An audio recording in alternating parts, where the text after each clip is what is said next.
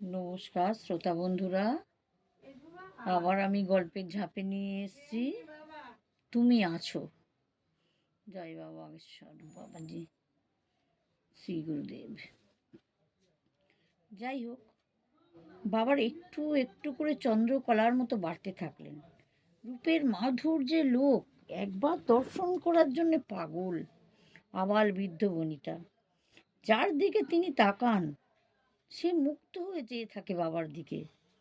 উনি বারবার বলেন, রূপের চক্করে পড়ো না। রূপ কিছুদিনের জন্যে, রূপ কখনো স্থায়ী নয়। আমার কথা মনে রাখো, এটা থাকবে বা সাথে যাবে। ঈশ্বরকে বিশ্বাস করো, দিবারাত তাকেই স্মরণ করো। ভক্তরা বলে, বাবা, তোমার কাছে এলে রোগ ব্যাধি সকল কষ্ট দূর হয়। তুমি আমাদের কৃপা করো। বাবা বলেন, তোমরা আমার চিত্র দেখে মোহিত হও, কিন্তু আমার চরিত্র অনুকরণ করার চেষ্টা করো। ব্রহ্ম মুহূর্তে বিছানা ত্যাগ করো, সাধন ভজন করার ইচ্ছা করো। সারাদিন ভালো কাজে নিজেকে যুক্ত রাখো, মঙ্গল হবে। নিজের ধর্মের প্রতি নিজে বিশ্বাস রাখো। আমার একটাই স্বপ্ন, সনাতন ধর্মের জাগরণ, হিন্দু রাষ্ট্র। মাথায় তিলক ধারণ করো। অন্য ধর্মপন্থারা নিজেদের ধর্ম নিয়ে কখনো লজ্জা করে না। নিজেদের পোশাক পরিচ্ছদ সম্মানের সঙ্গে পরে। তবে তোমরা কেন তিলক করতে লজ্জা পাও, শিখা রাখতে লজ্জা পাও? ভুলে গেছো 100 বছরের সেই দাসত্ব? আজও তোমরা পশ্চিমী কালচারকে মান দাও। কত কত ভারত মায়ের বীর সন্তান নিজেকে দেশের জন্য বলি দিয়েছে। তাদের ত্যাগ তোমাদের মুখের হাসি। বাবা যেখানেই প্রবচন করেন, সেখানেই জনজাগরণের কথা বলে। বাবা মাঝে মাঝে অজ্ঞাতবাস করেন। এরকম একবার অজ্ঞাতবাসে গিয়ে একটা পুস্তক রচনা করলেন, নাম দিলেন সনাতন কাহা। সারাদিন লোকমঙ্গল করে চলেছেন, নামা খাওয়া কোনো নির্দিষ্ট সময় নেই। অক্লান্ত পরিশ্রম করছেন। ইচ্ছা করছেন একটা ক্যান্সার হসপিটাল বানানোর, যাতে গরিব মানুষরা চিকিৎসা পায়। এত দয়া বৎসল। এর জন্য দেশে বিদেশে গিয়ে উনি কথা করেন।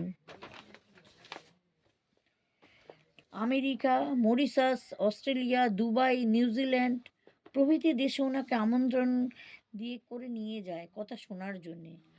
উনি প্রথমবার যখন আমেরিকায় যান, ওনার কথা প্রবচন শুনে সকলের এত ভালো লাগে যে ওনাকে কিছু বক্তব্য রাখার জন্যে পার্লামেন্টে ডাকে।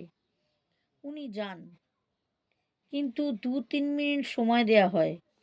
উনি বলেন, আমার বন্দনা করতে সময় লাগে আধ ঘন্টা। এত কম সময়ে আমি বলতে পারবো না। বলে উনি ওনার প্রচলিত কথা ঠাট্টিকে বারে নাক কাটা হেরো।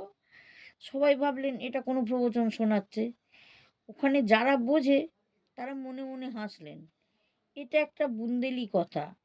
ঠাট্টিকে পারে মানে মানুষ মারা গেলে যে দড়ি দিয়ে বাঁধতে হয়, উনি রেগে গিয়ে মজা করে সেটাই বলেন। আর নাক কাটা হেরো মানে আমরা বলি নাক কাটা কোথাকার। এই কথাটাই সকলেই এখন ওনার মুখে শুনতে খুব ভালো লাগে। যাই হোক, আমেরিকাতে ওনাকে পুরস্কৃত করা হলো, দুটো সন্ত শিরোমণি উপাধি দেওয়া হলো। ওখানে ওনার অনেক শিষ্য হলো, আর হবে নাই বা কেন। এমন প্রাণখোলা হাসি যার, লোক তো এমনিই পাগল ওনার জন্যে। বিদেশের ভূমিতেও ওনার এমন পাগল অনেক আছে। উনি কথা করতে করতে প্রায় বলেন পাগলও। উনি অস্ট্রেলিয়ায় কথা করার জন্য আছেন। সেই সময় অনন্ত আম্বানির বিয়ে ছিল। বাবাকে আশীর্বাদ করার জন্যে আম্বানি পরিবার থেকে বাবাকে ডেকেছে। বাবা বলেন আমি পরে যাব। সেই শুনে আম্বানিরা হাওয়াই জাহাজে করে বাবাকে নিয়ে আসেন একটু আশীর্বাদ পাওয়ার জন্যে। আবার সময় মতন দিয়েও আসেন, কেন ওনার তো কথা ছিল। এত ওনাকে মানুষ বিশ্বাস করে। একটা ঘড়ি উপহার দিতে চেয়েছিলেন আম্বানিরা। বাবা মুখের ওপরে না বলে দেন। উনি বলেন, আমার এত দামি ঘড়ি কি হবে, আমি শান্ত সাধু সন্ত, আমার এ ঘড়ি লাগবে না। মুখের ওপর বাবা না বলে দিলেন, এতটাই নির্লোভ। কিন্তু ভক্তরা বাবাকে সামান্য উপহার ভক্তি করে দিলে তিনি সানন্দে গ্রহণ করেন। একবার বাবাকে একজন ভক্ত ছোট বাচ্চার পোশাক দিল। বাবা সেটাকে খুলে দেখে খুব হাসলেন। তারপরে তিনি সেই পোশাকটাও রেখে দিলেন। গুরুদেবকে কেউ রাখতে দেখেনি, সব সময় প্রাণ জোড়ানো হাসি। এই সাধুর প্রচুর শত্রু। ওনাকে সরকারিভাবে রক্ষা করার জন্যে সবসময় দেহরক্ষীর ব্যবস্থা করা। উনি ওনার মনোবাঞ্ছা পূর্ণ করার জন্যে নবরাত্রিতে মৌনব্রত করলেন। গুরুদেবের দু চোখের একটাই স্বপ্ন, হিন্দু রাষ্ট্র। কতদিনে এই আশা পূরণ হবে, না আশাই থেকে যাবে। অনেক সাধুরাই গুরুদেবের বিপক্ষে, অনেকেই চায় না আমাদের ভারত হিন্দু রাষ্ট্র হোক। আপনারাও কি তাই চান? এই রকম সময়ে চারিদিকে হিন্দুদের উপরে কত অত্যাচার শুরু হয়েছে। বাংলাদেশে হিন্দুদের উপর কি হচ্ছে আপনারাও কি জানেন? আপনারাও জানেন, আমিও জানি।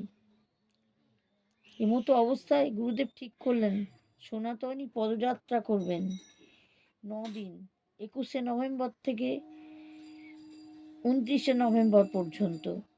বাগেশ্বর ধাম থেকে ওরছা পর্যন্ত। ওরছা হলো দ্বিতীয় অযোধ্যা। শুরু হলো পদযাত্রা। নারা হলো, জাতপাত করবি রায়, আমরা হিন্দু ভাই ভাই। অগণিত মানুষ পদযাত্রায় সামিল হলো। কোনো কষ্ট গায়ে লাগলো না কারো।